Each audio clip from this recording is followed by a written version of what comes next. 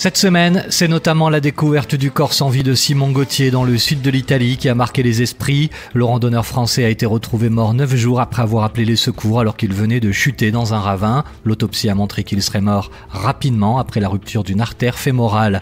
La justice italienne annonce de son côté avoir ouvert une enquête pour homicide involontaire et par négligence des secours. En Italie toujours, c'est la fin de la coalition entre la Ligue et le mouvement 5 étoiles. Cette semaine, le chef du gouvernement Giuseppe Conte a démissionné. Le président du Conseil italien accuse clairement le ministre de l'Intérieur Matteo Salvini d'avoir tout fait pour entretenir les divisions. Désormais, c'est le président Sergio Mattarella qui doit trancher avant un probable retour aux urnes pour les Italiens. Vladimir Poutine, lui, était en France lundi au fort de Brégançon dans le Var. Le président russe a été reçu par Emmanuel Macron et son épouse, mais l'absence de la Russie lors du prochain G7 ce week-end à Biarritz a un peu refroidi l'ambiance. Moscou a été exclu en 2014 en réponse à la crise ukrainienne et semble vouloir retrouver son siège. Enfin, notre maison brûle, littéralement. Voilà les mots d'Emmanuel Macron qui fait du Chirac dans le texte.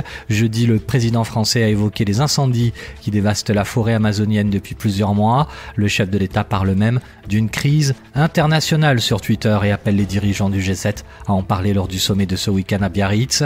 Le président brésilien Jair Bolsonaro lui accuse Emmanuel Macron d'avoir une mentalité colonialiste et dénonce l'ingérence de Paris et de la communauté internationale.